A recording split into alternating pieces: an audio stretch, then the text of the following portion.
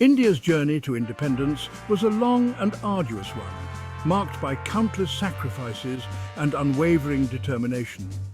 For centuries, the Indian subcontinent had been under British rule, its people yearning for self-governance and freedom from colonial oppression.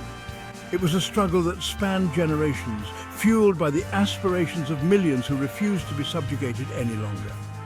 From the Sepoy Mutiny of 1857 to the rise of the Indian National Congress, the fight for independence gained momentum with each passing decade. The early 20th century witnessed a surge in nationalist sentiment, with leaders emerging from all corners of the country, each with their own vision for a free India. Among them were figures like Mahatma Gandhi, Jawaharlal Nehru, and Sardar Vallabhbhai Patel, who would go on to play pivotal roles in shaping India's destiny. These leaders understood that the path to freedom required more than just political activism. It demanded a mass movement that transcended religious, caste and regional divides. This period saw the emergence of several significant movements that shook the foundations of British rule and ignited the spirit of resistance among the Indian populace. Two such movements, the Khilafat movement and the Salt March, stand out as pivotal moments in India's struggle for independence. These movements, though distinct in their origins and objectives, were united by a common thread, the unwavering pursuit of freedom and self-determination. The struggle for independence was not just about political power.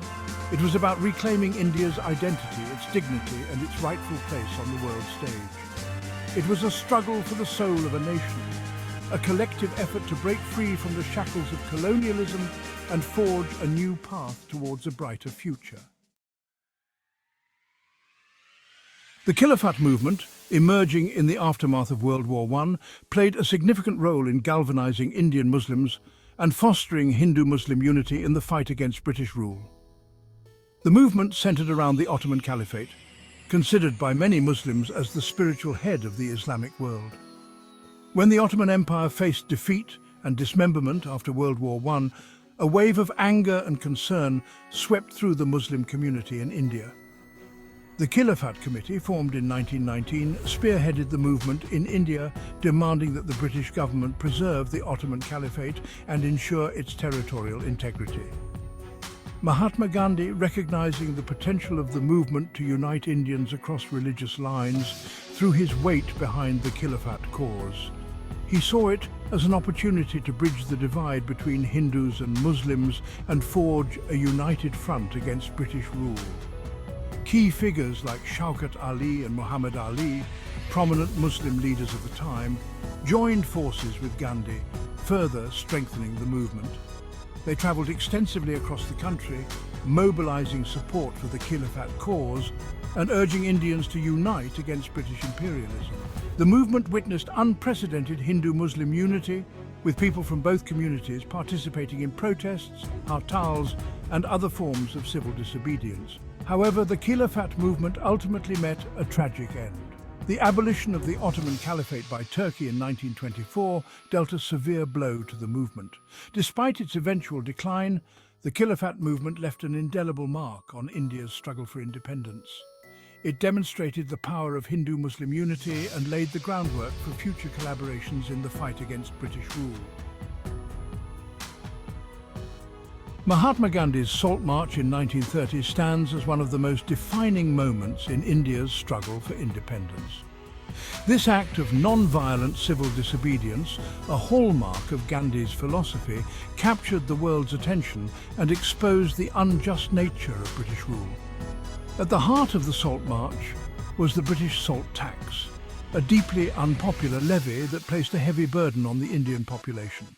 Gandhi recognized the symbolic importance of salt, a basic necessity of life, and decided to challenge the salt tax as a way to strike at the core of British authority. He announced his intention to march from his Sabarmati ashram in Ahmedabad to the coastal village of Dandi, where he would break the salt law by producing salt from seawater. On March 12, 1930, Gandhi, along with 78 followers, embarked on a 240-mile journey that would captivate the nation. The Salt March, also known as the Dandi March, was a carefully planned act of satyagraha. Gandhi's philosophy of non-violent resistance. As Gandhi and his followers marched from village to village, their numbers swelled, with thousands joining the procession in solidarity.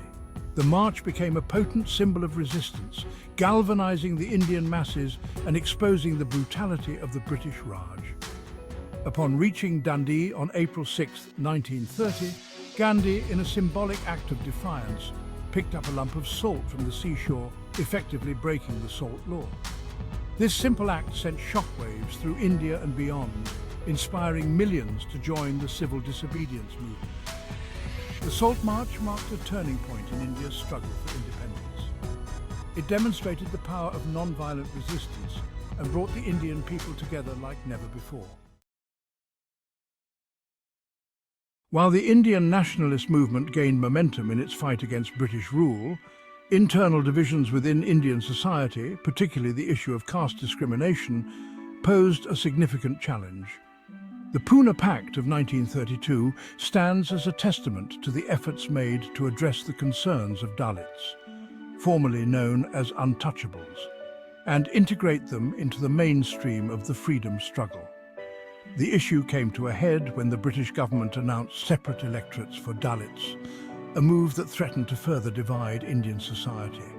Dr. B.R. Ambedkar, a prominent Dalit leader and social reformer, championed the cause of Dalit rights and demanded separate electorates as a means to ensure their political representation. However, Mahatma Gandhi vehemently opposed separate electorates, fearing that it would fragment Indian society and undermine the fight against British rule.